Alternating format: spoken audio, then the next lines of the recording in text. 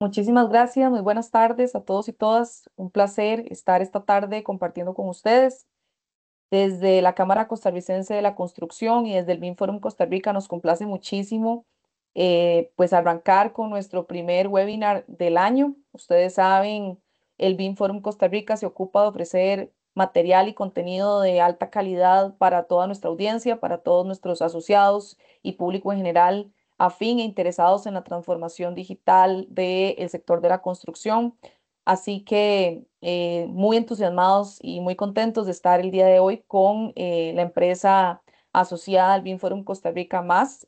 Muy bienvenidos sean todos. Muchas gracias Ana María y Rodrigo por estar pues hoy acompañándonos y pues instruyéndonos con el conocimiento que ustedes pues han ido desarrollando durante estos años. Tal vez para contarles un poquito antes de darle el micrófono a nuestra speaker del día de hoy, bueno, Ana María Castillo, ella es socia directora de ingeniería en la empresa Más Más.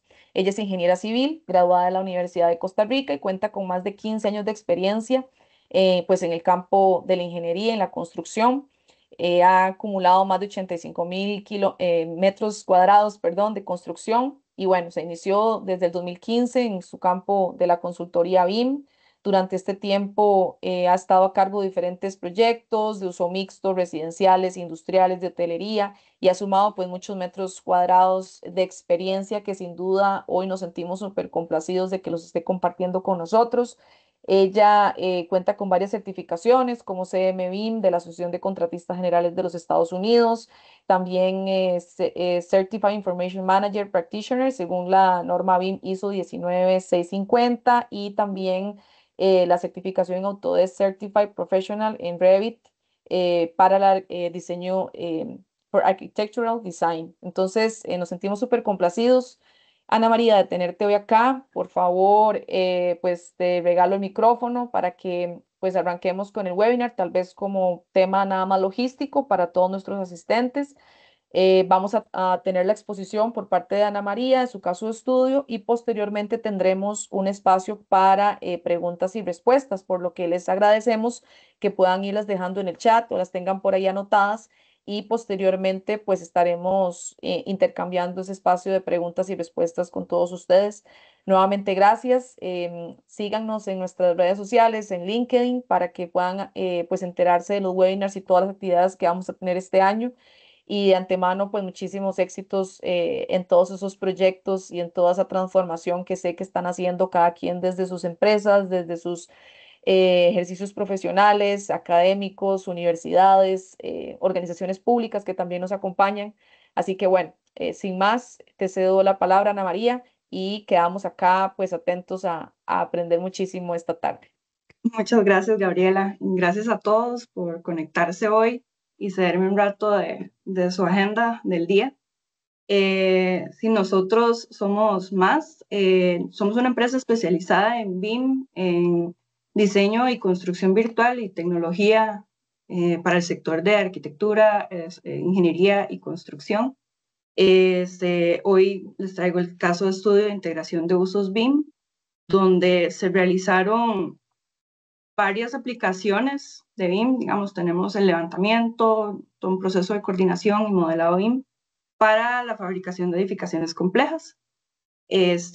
Más o menos estos son como los temas que les traigo para hoy. La presentación ya Gaby la adelantó y vamos a dividir el caso de estudio como por uso más que todo. Pero sí, prácticamente todo ya quedó dicho de mí. Para complementar, yo, digamos, los primeros 5 años de carrera, fui en realidad bastante afortunada de poder trabajar en proyectos bastante grandes y en dos de las constructoras más importantes del país. Y hace 10 años fue que me uní a Rodrigo Romero a trabajar en toda esta parte de consultoría BIM y hemos aprendido un montón. Hemos podido participar en proyectos desde la etapa conceptual, diseño, en construcción. De hecho, formamos parte del departamento BIM y ayudamos a desarrollarlo en otra constructora bastante grande. Y ahí logramos entender cómo conectar la experiencia técnica de la universidad y de nuestras experiencias previas laborales, ¿verdad? Con todo este mundo nuevo, ¿verdad? Que se venía de BIM y cómo aprovechar al máximo todas las herramientas que tenemos. Ahora, de hecho, nos estamos comenzando a meter también en la parte de gemelos digitales y nos tiene muy emocionados eso. Y hace como año y medio se nos unió un tercer socio que creo que ha sido como la mejor decisión que hemos tomado, Pablo Murillo, que también nos ha ayudado un montón como a expandir nuestros horizontes y nuestra cartera de servicios. Bueno, entrando en materia, la aplicación de los usos BIM en fabricación de edificaciones complejas. Bueno, esta edificación compleja en realidad es una casa de habitación, pero es una casota, ¿verdad? Es una residencia de lujo. Fue diseñada por un arquitecto extranjero y tropicalizado acá en Costa Rica. La casa en sí, digamos, la geometría, los ejes eran todos inclinados, digamos, no ortogonales. El techo es como el punto focal prácticamente del proyecto, ¿verdad? Que es un techo de una geometría orgánica, con una cubierta, eso verde es cobre, y los cielos de abajo son cielos también curvos en tablilla de madera, y todo ese techo fue como el protagonista de este caso de estudio, ¿verdad? La foto de la derecha que tenemos es de la estructura metálica ya instalada, con la base de la cubierta de techos y las puntas que son también especiales, que se llaman el knife edge o el borde de cuchillo, ¿verdad? Precisamente por la forma que tiene. La otra foto ya es como de la estructura ya instalada en sitio. Nosotros aplicamos varios usos BIM. El primero fue el de levantamiento de condiciones existentes, usando un escáner láser para evaluar las condiciones actuales de la construcción en curso. A partir de eso, actualizamos el modelo de obra gris según ese levantamiento para mostrar la realidad, y realizamos la coordinación y actualización de la estructura de techo con lo que se actualizó a partir de ese levantamiento que se hizo con el escaneo. Posteriormente hicimos el modelado de la cubierta, digamos, esa cubierta curva, ya había un modelo, pero con la actualización de los muros que hicimos y el escaneo de parte de la estructura que estaba instalada, se tenía que volver a adaptar esa cubierta. Entonces hicimos ese modelado en Rhino, apoyándonos de unas rutinas en Grasshopper.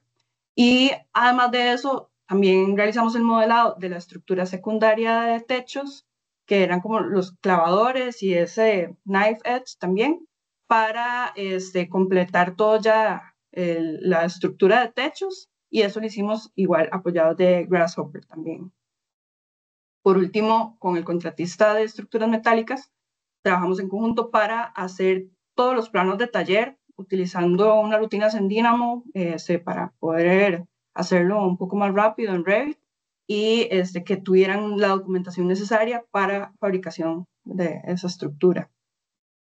Entonces, comenzando con el tema del escaneo, bueno, el cliente nos llamó para que pudiéramos ir a hacer un levantamiento de todos los muros. Ya estaban construidos los dos niveles principales de la casa y estaban colocando un tercio de la estructura de techos más como a manera de prueba, digamos, como para hacer un mock-up de cómo se iba a instalar esa estructura y cómo iban a hacer con los clavadores y la forma curva, ¿verdad? Porque no tenían muy claro cómo se podía hacer en sitio, ¿verdad? Entonces, nosotros fuimos, hicimos el escaneo ahí, hasta subirse en andamios y todo, como para agarrar bien esa cubierta, la estructura, y lo realizamos con el escáner BLK 360, y a partir de eso ya nosotros podíamos entonces hacer como una comparación. Inicialmente, lo que tenían ellos colocados como clavadores eran unos tubos rectangulares según el diseño, digamos, son los que van en esta dirección en este caso. Esos tubos rectangulares estaban resultando ser todo un reto para el contratista porque no le podían dar la curva correcta y les costaba mucho saber exactamente cuánto doblar los tubos, ¿verdad? Y mantener como uniforme esa forma a lo largo como de un solo eje, ¿verdad? Entonces, para eso nos llamaron. Entonces, contábamos con 3 versiones del modelo de estructura metálica. El primero era el de diseño estructural. Entonces, ese lo que tenía modelado eran las vigas secundarias curvas, que esas se mantienen, que son estas que vienen en esta dirección, y las vigas principales que soportaban esas otras vigas eran estas de aquí abajo, que si pueden ver son curvas también, o sea, tenían como un punto de inflexión. Entonces, el contratista de estructura de acero lo que hizo fue un modelo a partir de ese modelo de diseño, que fue el segundo con el que nosotros contábamos, donde hicieron unas ingenierías de valor y plantearon esas vigas principales como vigas rectas para facilitar instalación, corte y trazo, ¿verdad? Entonces, esto salió a partir del modelo de diseño y nada más cambiaron secciones, hicieron el submittal, se aprobó y fueron a instalarlo en sitio así como estaba, ¿verdad? Y entonces viene a nuestro tercer modelo, que era nuestra nube de puntos, ¿verdad? De levantamiento. Nada más era un tercio, pero con eso ya teníamos suficiente información como para poder revisar el estatus de todo, además de que teníamos toda la huella de la casa, ¿verdad? Entonces, realizamos la comparativa de los 3 modelos e identificamos que, en efecto, digamos, los muros no estaban perfectos con respecto al diseño, ¿verdad?, que teníamos, a los planos, y habían diferencias en altura. Digamos, los tapicheles en algunos muros estaban más altos, en otros estaban más bajos, y eso es lo que estaba provocando que la estructura como que quedara un poco más salida que lo que se tenía previsto a nivel de diseño, ¿verdad? Se hizo la comparativa no solo entre el diseño y la nube de puntos, sino la estructura de planos de taller, que es la que se ve en azul. Esa ya tenía ciertas diferencias también, y al final lo que vimos es que las vigas que estaban instaladas no estaban calzando, ¿verdad? Entonces, además de eso, teníamos el tema de los elementos de concreto.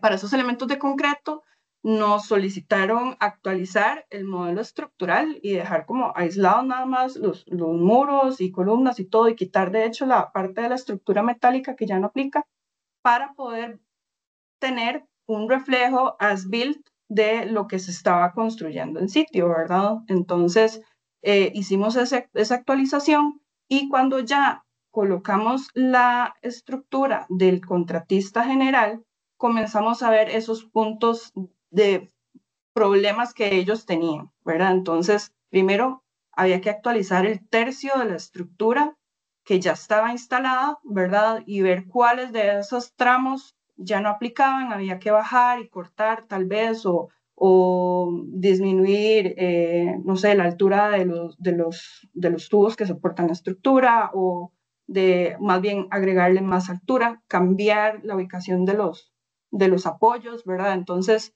hicimos esa actualización en conjunto con la empresa de estructuras metálicas, y después el resto, los otros 2 tercios de la cubierta, tratamos de coordinarlos lo más que se pudiera con el cielo que ya existía, ¿verdad? Y evitar que se salieran también por debajo y que tuvieran puntos de apoyo correctos, porque ya toda esa estructura estaba prefabricada, ya tenían todas las vigas hechas, cortadas, y tenían, hasta en algunos casos tenían ya los soportes soldados, ¿verdad? Entonces teníamos que rescatar lo más que se pudiera de esa estructura, de ese trabajo que ya se había invertido, ¿verdad? Para poder llegar e instalarlo de forma correcta, ya sabiendo todas las variaciones que tenían de este producto de la construcción, ¿verdad? Entonces, una vez que hicimos ya eso, nosotros vimos que la estructura de techo se estaba saliendo. Los clavadores nos dijeron que ya los iban a quitar, que esos clavadores rectangulares más bien se iban a pasar a unos clavadores redondos, que de hecho facilitaba muchísimo más el tema del doblado, ¿verdad? Para hacer los curvos, pero igual si ven acá teníamos unas cuantas vigas que estaban saliéndose de la cubierta. Entonces, ahí volvimos a entrar nosotros, nos volvieron a llamar para ver si podíamos hacer una modificación de esa cubierta de techo, porque en una forma muy extraña, digamos, es algo que no se hace nativamente en Revit, casi nadie sabía cómo modificarlo, ¿verdad? Entonces, estaban tratando de resolverlo en sitio y no tenían como muy claro cómo hacerlo, ¿verdad? Entonces, nosotros lo que hicimos fue solicitar el modelo de Rhino para poder a partir de ahí hacer varias iteraciones en las que podíamos nosotros presentarle al arquitecto, que es lo que está en este video, presentarle al arquitecto extranjero la propuesta donde se veía, ok, bueno, la variación va a ser esta, digamos, este mismo ángulo, ¿verdad? Versión anterior, versión nueva, para que viera la variación, ¿verdad? De las curvas, cómo estábamos tratando de mantener la intención de diseño, porque eso era sumamente importante para ellos. Y además también estaba el caso así importante de que el cobre ya estaba comprado, ya se había traído de donde lo compraron, donde lo importaron, y no había mucho excedente, ¿verdad? Entonces nosotros teníamos que garantizar también que esas variaciones de área que se podían dar por estos ajustes estuvieran dentro de un porcentaje de desperdicio que tenía ya la constructora, ¿verdad? Entonces, este video que está acá, lo que muestra es cómo hicimos nosotros ese ajuste, ¿verdad? Aquí usamos este otro punto de la cubierta donde se veían inicialmente unas vigas ahí salidas, ¿verdad? Lo que hicimos fue agarrar cada uno de los arcos que formaban las vigas curvas, y se ven ahí las líneas rojitas, para tener los puntos de los arcos y poder moverlos para arriba o para abajo y poder hacer, ocultar la estructura, ¿verdad? Eso lo hicimos con Grasshopper y Rhino. Ya después de eso, nosotros exportamos la cubierta a Revit para que lo pudiera tener ya el equipo de arquitectura completo y el equipo de la constructora. Eh, Posterior a eso, lo que seguía era hacer el modelado de los clavadores, digamos, a nivel de planos de diseño. Se contaba con detalles típicos, digamos, los clavadores están en la planta y siempre sale, que es como las líneas punteadas que dice clavadores a cada tantos centímetros de tal sección, ¿verdad? Pero lo que estábamos viendo era que era un caso muy especial, ¿verdad? Por tener esta doble curvatura y había que modelar. Y en realidad no tenían como idea de, estaban pensando que tal vez podía ser muy complicado modelar cada uno de esos elementos, respetar esa distancia que se pedía en los clavadores y revisar también todos estos puntos de borde para poder hacerlo. Entonces ahí entramos nosotros de nuevo para poder tratar de ayudar con Grasshopper a hacer una rutina donde podíamos entonces tirar la distancia, digamos, eran 60 centímetros, que era lo que se necesitaba para instalar el cobre, ¿verdad? Entonces, esos 60 más o menos una distancia ahí específica, ¿verdad? De tolerancia, y tirar esas líneas guía, que son las que se ven en el video, ¿verdad? Tirar esas líneas guía para evitar mucha pedacera también de los tubitos, que se distribuyeran de forma que quedáramos siempre contemplando esas distancias y que no hubiera tampoco así como tubos que quedaran como con muchas inflexiones, ¿verdad? Entonces, eso lo hicimos a partir de Grasshopper. Esas líneas, lo que hicimos luego es que apoyados de Rhino Inside Revit, generamos una conexión para que se crearan esos elementos como tubos y que se pudieran exportar o importar en Revit como elementos de tubo de metálico, ¿verdad? De una vez con la sección definida y listo para que se pudiera cuantificar. Además de eso, bueno, hicimos los planos de taller, ¿verdad? Terminamos haciendo como 235 láminas para la fabricación de clavadores y todas las estructuras complementarias.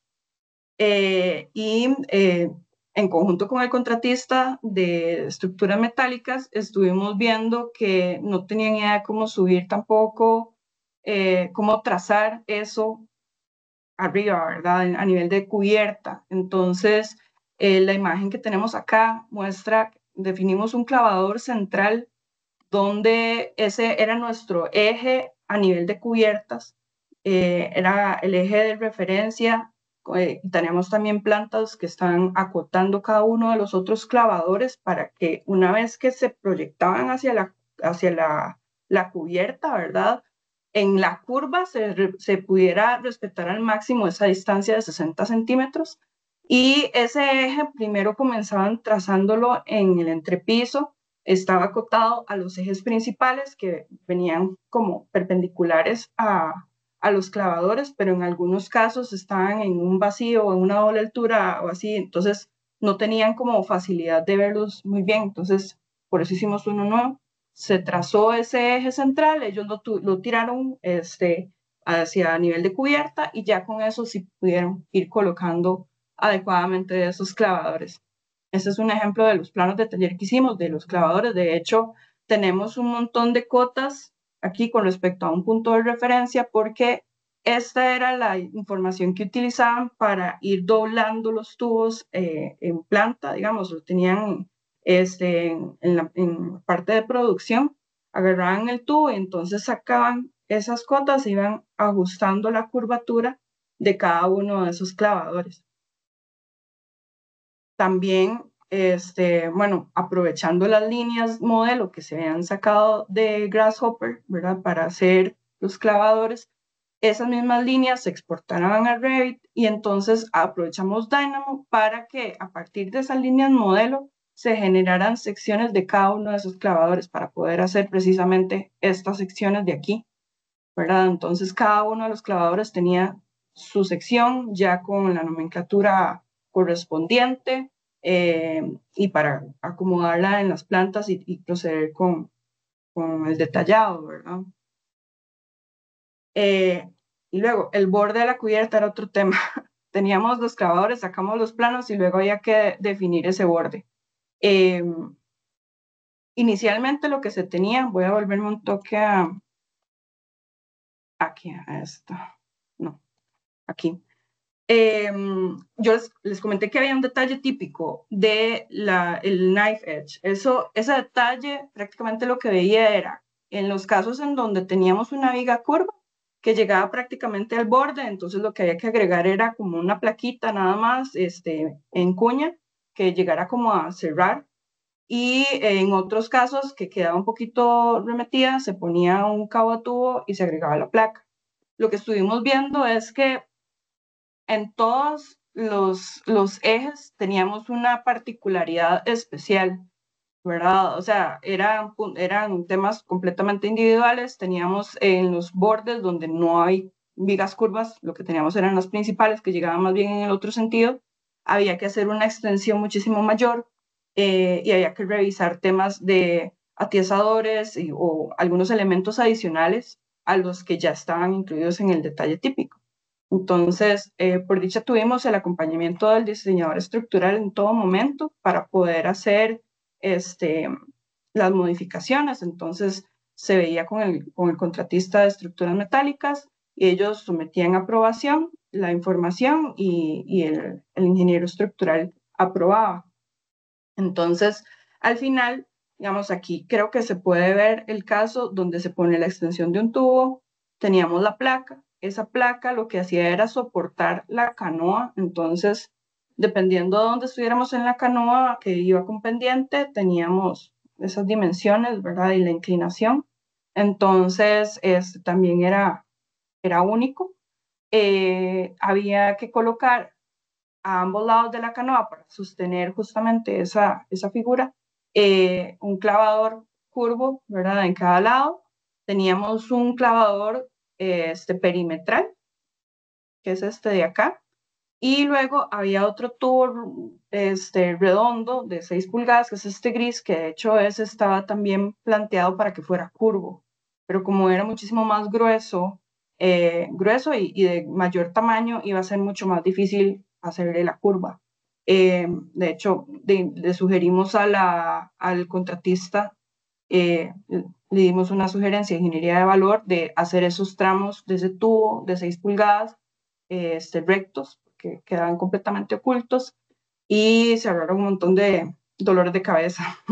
Entonces, esto lo hicimos en Revit, a excepción de tirar, digamos, los clavadores, estos clavadores así con los cabitos, se tiraron igual usando una rutina de Grasshopper, pasamos a Revit, pero las placas y estas extensiones de vigas sí las hicimos en Revit para poder hacer la documentación. Entonces, cada uno de los ejes tenía el detalle ampliado de esa sección, tenía un detalle ampliado para la placa con las dimensiones, de hecho era en escala 1:1 para que ellos lo pudieran de una vez imprimir y cortar, ¿verdad? En la placa de acero. Y toda la documentación, tanto la de los clavadores como la de este knife edge, todo iba con pesos unitarios para control del contratista. Después de que realizamos este proceso, bueno, y como mezclado un poco, tuvimos la coordinación de disciplinas, pero en 3 etapas. Digamos, la que estaba como mezclada con este proceso fue la de la coordinación de la estructura de techos, que como les comenté, ¿verdad? Habían unas partes que tenían vigas que quedaban ya bloqueadas por un muro, o que no tenían como soportes o que quedaban debajo del cielo, que eso de hecho no fue producto de la construcción, sino como que habían quedado por debajo desde el principio. Entonces había que ver, digamos, qué tipo de solución se hacía, si se podía generar un anclaje entre vigas secundarias, si se podía cortar un tramo de viga o viendo ya las alturas de los muros, si más bien se cambiaba el anclaje, ¿verdad? A otro tipo. Entonces, esa fue la primera coordinación que realizamos. Luego se hizo la coordinación de todos los sistemas electromecánicos. Como los muros estaban distintos a lo que se tenía en planos, teníamos la estructura metálica también ya adaptada a esa línea de muros y altura, ¿verdad? Entonces había que correr rejillas, registros, ciertos ductos así que estaban con la versión donde el mundo es perfecto, ¿verdad? Entonces ya había como que pasarlo a la realidad. Y entonces estuvimos trabajando en conjunto con los subcontratistas de los sistemas electromecánicos, de iluminación y el contratista general, y para asegurarnos de que todo esto quedara listo y antes de que llegaran a instalar los sistemas, ¿verdad? Ya eso estaba en proceso. Y una vez que se hizo esa coordinación, también salió el tema de los cielos reflejados. Digamos, estos planos de cielos reflejados ya habían sido prácticamente firmados con sangre para, para fijar ciertos elementos, sobre todo los que tenían que afectar arquitectura de una forma u otra, como las rejillas de aire, las luminarias decorativas, los parlantes, cámaras y registros de cielo, digamos, para mantenimiento de los equipos. Entonces, como tuvo que haber cierto movimiento de equipos y en algunos casos se cambió el diseño como para poder tirar un ducto más lejos o poder ubicar una manejadora en un cuarto donde cupiera mejor, ¿verdad? Y tuviera mejor registro. Entonces hubo que volver a hacer esta coordinación de cielos reflejados. Entonces esa fue la tercera que realizamos. Los programas y las plataformas que usamos, como para resumir, usamos Cyclone 360 de Leica para el tema del escaneo. Ahí nosotros, se me olvidó mencionar que nosotros pedimos que nos pusieran unos puntos de referencia topográficos para la nube de puntos, porque todo el mundo estaba trabajando con unos modelos georreferenciados. Entonces, nosotros no podíamos llegar y montar la nube de puntos y tratar de alinearla, porque precisamente si estábamos pensando que algún muro no tenía la línea exacta, entonces podíamos estarlo alineando de forma incorrecta, ¿verdad? Entonces necesitábamos los puntos, ciertos puntos de control, de amarre, ¿verdad? De topografía que el contratista general nos ayudó a obtener para que en nuestro escaneo hubieran estos puntos identificados y que nosotros pudiéramos ahí en Cyclone definir, ok, esta es la coordenada, hágame la triangulación, ¿verdad? Las elevaciones son estas, según lo de topografía, y poder calzarlo perfecto en el modelo, ¿verdad? Entonces, por eso fue que estábamos nosotros con la certeza de que había ciertas diferencias, ¿verdad? De línea o de altura con respecto a lo que teníamos en el modelo, ¿verdad? Luego, bueno, el Rhino, Grasshopper, Rhino Inside Revit, además Revit y Dynamo fueron nuestras herramientas principales, ¿verdad? En todo el proceso de modelado, documentación y toda la parte de, paramétrica. A lo largo de todo el proceso usamos Revisto como plataforma de colaboración y de visualización. Desde el momento que comenzamos a hacer la comparativa de la nube de puntos, cuando estábamos revisando todos los modelos juntos, ahí teníamos nuestro federado. Y la propuesta que le hicimos de vistas, de diseño, versión modificada al arquitecto extranjero, ¿verdad? Esa también la hicimos en Revisto. Y se trabajó colaborativamente en Autodesk Construction Cloud con la constructora y los subcontratistas, que ellos estuvieron trabajando todo el tiempo con los modelos para generar sus planos de fabricación y línea roja también. Entonces ellos estaban actualizando semanalmente esos modelos y eso fue lo que utilizamos nosotros para ir actualizando el federado e ir revisando el tema de posibles choques o mejoras a nivel de conciliación de disciplinas. Para ir terminando ya, como vieron, nosotros tuvimos varios alcances, distintos entregables y tuvimos a varios clientes. Entonces, dependiendo de quién solicitó el servicio, aquí les voy poniendo el resumen. El project manager, el representante del cliente, fue nuestro cliente inicial. Ellos nos solicitaron ese levantamiento de condiciones existentes y el informe comparativo. Y ya posteriormente a eso fue que el contratista general final nos solicitó actualizar el modelo de obra gris y realizar el ajuste en la cubierta de techos para poder hacer el ajuste de la estructura metálica. Trabajamos con los dos contratistas de acero, el de la estructura principal, ¿verdad? Para actualizar condiciones existentes y hacer la conciliación. Y luego con el contratista de la parte de clavadores y el knife edge para poder modelarles todo y hacer los planos de taller. Y a todo esto estuvo también el consultor arquitectónico local, con el que estábamos viendo todo el tema de cubiertas y eso. Ellos nos solicitaron que realizáramos la coordinación de disciplinas para el espacio de los entrecielos y que les colaboráramos también con la revisión de los cielos reflejados. Eso sería. ¿Alguien tiene preguntas? Muchísimas gracias, Ana María. La verdad que es súper enriquecedor todo lo que nos has compartido. Muy interesante ver ya muchos conceptos teóricos aplicados combinado con retos que sin duda sé que nos encontramos muchísimos ya en obra. Así que bueno, muchísimas gracias de parte de la Cámara Costarricense de la Construcción y de BIM Forum Costa Rica. Nos sentimos súper pues contentos de contar con el apoyo de ustedes sumando al conocimiento de BIM en nuestro país. Muchas Em, gracias. no sé si tienen alguna duda o consulta, si alguien quisiera, aquí estamos recibiendo aplausos por parte del público. Vamos a ver, aquí tengo una consulta de Anderson Reyes. Le voy a habilitar el micrófono, don Anderson, para que usted pueda hacer la consulta. Adelante.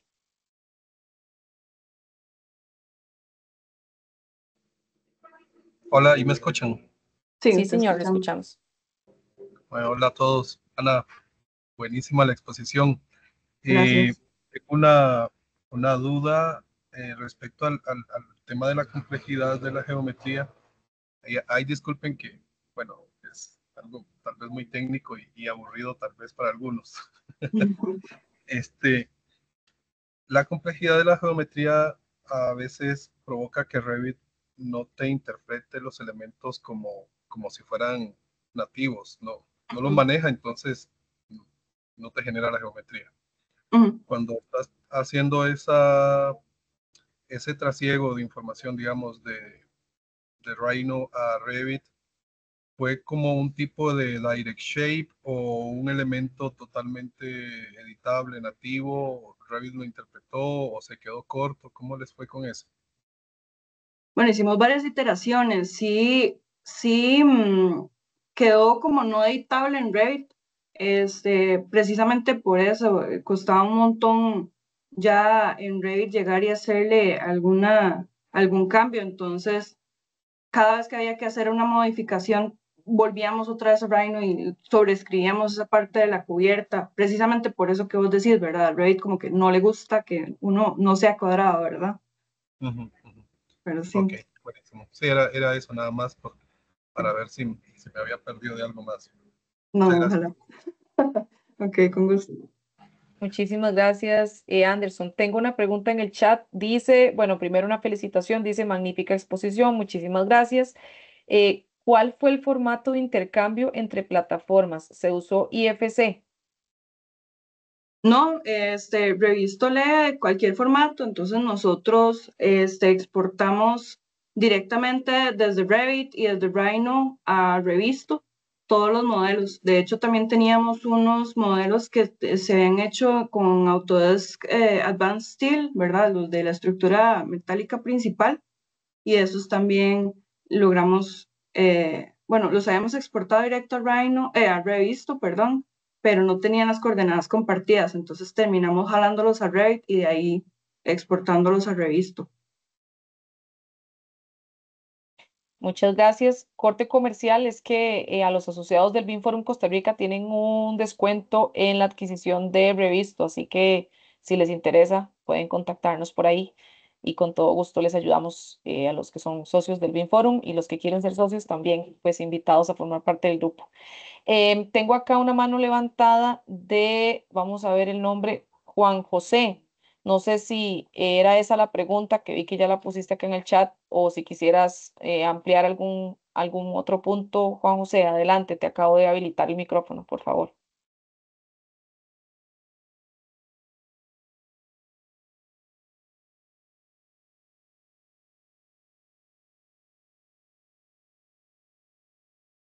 Bueno, creo que, creo que no nos estaba ahí copiando, entonces voy a continuar acá con más preguntas. Tengo acá otra felicitación de Mauricio Morales. Felicidades a todo el equipo, Ana María, Rodrigo y Pablo, una implementación de tan alta calidad. Dice, durante el proceso de creación de la superficie de cubierta en Grasshopper, realizaron de alguna forma iteraciones automáticas de variación de parámetros, como dice, como para intentar reducir el uso de material, reducir desperdicios o algo similar. Esa es la primera pregunta. Ok, nosotros, bueno, ya contábamos con la cubierta original de diseño, ¿verdad? Que esa no la creamos nosotros, entonces partimos de esa para sacar también las áreas que ya estaban contempladas de diseño y todas las variaciones, podíamos igual nosotros ir extrayendo información para ir viendo ese delta en lo que se iba haciendo adicional de, digamos, de superficie para evitar ese desperdicio, ¿verdad? Lo de las iteraciones automáticas en variación de parámetros, no estoy segura si se refiere precisamente a la creación de la superficie. Tal vez Rodrigo ahí puede aportar. Sí, bueno, tal vez no se usaron en Grasshopper los nodos que son para realizar iteraciones, ¿verdad? Para encontrar soluciones. Como el techo ya estaba hecho, nosotros en realidad no teníamos ni tiempo ni oportunidad de hacer optimizaciones para buscar ahorros, ¿verdad? Sino que estábamos muy limitados por la forma que ya estaba y teníamos que hacer la variación, una variación que fuera lo más mínimo posible, precisamente para que no se notara el cambio, ¿verdad? Lo que sí se tuvo que tener cuidado es que esa variación en metros cuadrados, ¿verdad? No fuera más que el material que ya se había comprado, pero como no teníamos pero no teníamos libertad de variar la geometría, ¿verdad? Se estaba variando la geometría por obligación. Entonces Sí. no hubo chance, digamos, como de utilizar esa parte de Grasshopper para hacer iteraciones automáticas. Gracias. Muchísimas gracias. Hay otras dos más acá. Dice, ¿podrías por favor explicar en más detalle el proceso de comparación de modelos a nivel de software utilizado y el procedimiento efectuado? Si fue solamente visual o si detectaron diferencias de manera automatizada. No, en este caso, sí, lo que hicimos fue federar los 3 modelos e ir haciendo inspección visual en puros cortes y todo, porque, digamos, el modelo de fabricación es el que estaba hecho en Advanced Steel y originalmente nos habían pasado un bloque completo que era así, un archivo DWG, donde no podíamos como editarlo ni separarlo correctamente, hasta después nos compartieron ya el modelo bien, pero entonces para ese informe era como ese bloque completo contra los elementos del modelo de diseño y la nube de puntos que también era como un solo elemento, ¿verdad? Entonces ahí fue crítica la inspección visual, nosotros generamos elevaciones paralelas a cada eje, también ortogonales, íbamos viendo todo eso, y de hecho nuestro informe tenía como complemento un juego de láminas donde teníamos todas esas secciones con cotas y anotaciones, ¿verdad? De qué era lo que estábamos observando, ¿verdad? Además de las plantas, donde teníamos las diferencias de la nube de puntos con respecto a los muros, ¿verdad? También. Muchísimas gracias. Y por aquí queda una última, ya como tenemos que ir cerrando por un tema de tiempo. Dice, ¿podrías explicar en más detalle, no está ya, perdón, repetir el proceso de este proyecto? Ok, si pudieras repetir el proceso de este proyecto todo de nuevo, ¿cambiarías algo para buscar alguna mejora o alguna lección aprendida que quisieran compartir? Varias, bueno, lo que les comenté de lo de los puntos de topografía es algo que para poder amarrar correctamente una nube de puntos es esencial. Y normalmente, digamos, con el BLK que nosotros utilizamos, no se van a agregar automáticamente, ¿verdad? Nosotros, por eso, siempre hay que utilizar esos puntos de control. Y ojalá que los haya puesto, digamos, también un topógrafo, ¿verdad? Para asegurarnos de que estén precisos. Yo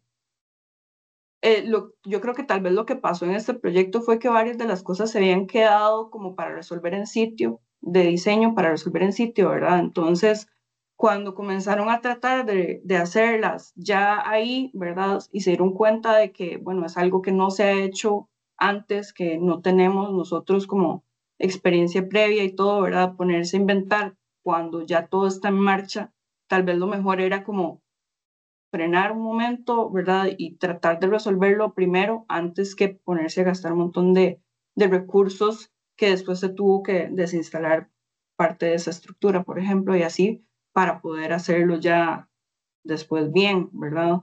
Este, creo que ahí igual lo que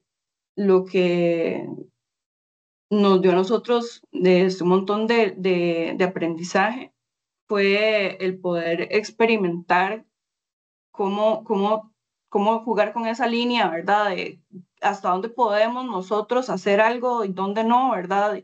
Y poder respetar lo que quería, tener a todo el mundo contento, a pesar de que esto salió tal vez de que no se estaban haciendo las cosas completamente bien, ¿verdad? En el proyecto, ¿verdad? Pero que es algo que siempre sucede. Entonces, ahí fue esencial la colaboración, la comunicación, mantener como un flujo correcto de versiones también, porque parte de esos elementos que quedan debajo de los cielos, eh, creo que fue porque en algún momento tal vez subieron un cielo de arquitectura y no se lo pasaron a estructural, ¿verdad? Entonces, la comunicación, como siempre, es una parte también fundamental y el manejo de la información en todos los procesos de BIM, ¿verdad?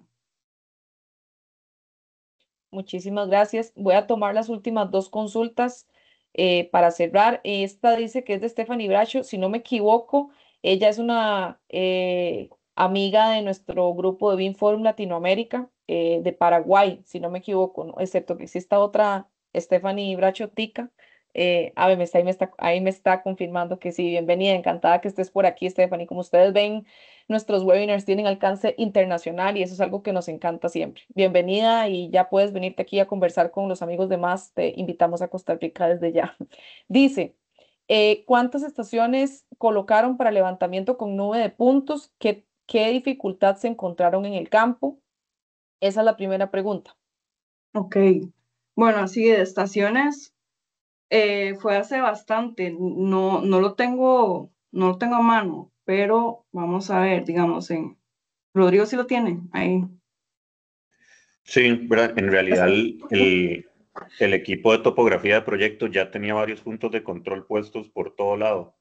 No fue como que colocaron los que nosotros les indicamos, sino que ellos nos pasaron un archivo donde ya tenían puntos de control en distintas partes de cada casa. El problema tal vez fue que muchos de esos costó encontrarlos en sitio y que el archivo nos lo dieron después de que fuimos a escanear. Entonces no necesariamente habíamos puesto el escáner cerca de los puntos de control que nos habían dado. Pero la información la solicitamos con anticipación, pero duraron mucho por alguna razón en pasarnos los datos y entonces por dicha sí logramos utilizarlos, ¿verdad? Pero no se pudo planificar como debía haber sido, ¿verdad? Que era que nos pasaran los puntos de control primero para nosotros asegurarnos de que esos puntos quedaran cerca de donde colocábamos el escáner. Pero digamos que por cada casa el contratista tal vez tenía como 6 o 7 puntos y de como mínimo ocupábamos 3 o 4 por casa para que quedara bien la nube de puntos. Sí, pero esos eran los puntos de amarre, digamos, los puntos, las estaciones del escáner nuestro, y prácticamente nosotros teníamos que pasar por toda la casa, asegurándonos de que el escáner agarrara el punto anterior y el punto que seguía, ¿verdad? Esos son los que no recuerdo muy bien, pero En la aquí imagen en se una ve. de esas, de las imágenes se ve exacto. Vamos a ver si puedo irme ahí rápidamente.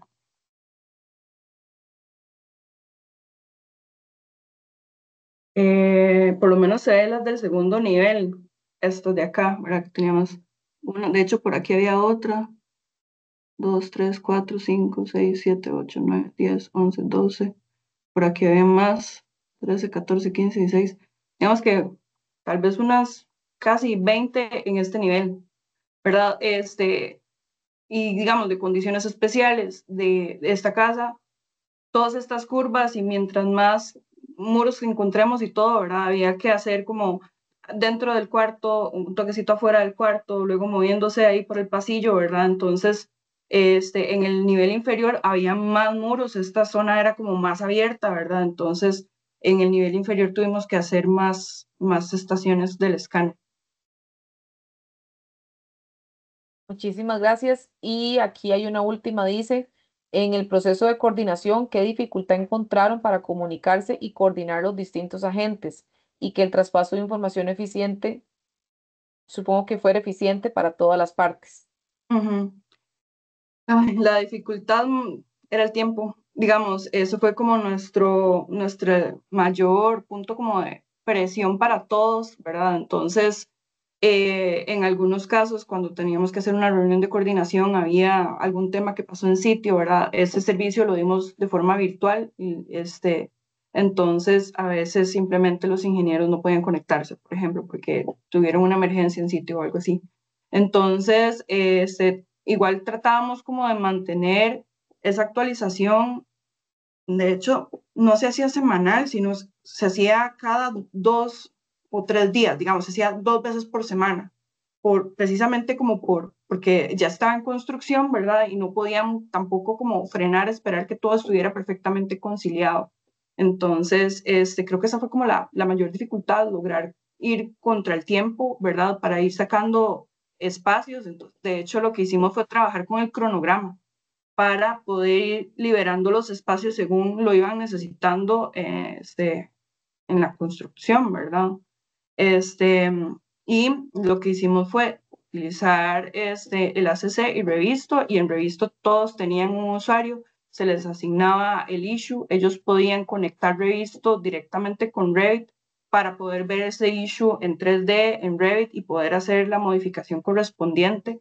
Y, digamos, se actualizaba en tiempo real la parte de los issues, ¿verdad? De comentarios y así. Y creo que eso les sirvió bastante. Muchísimas gracias, Ana María. Tengo la mano levantada de don Jorge Castro. Don Jorge, para los que no lo conocen, es presidente actual de BIMForum Costa Rica. Así que, don Jorge, adelante. Nos complace mucho que nos esté acompañando en este webinar. Ya le habilité el micrófono para que pueda abrir el uso de la palabra.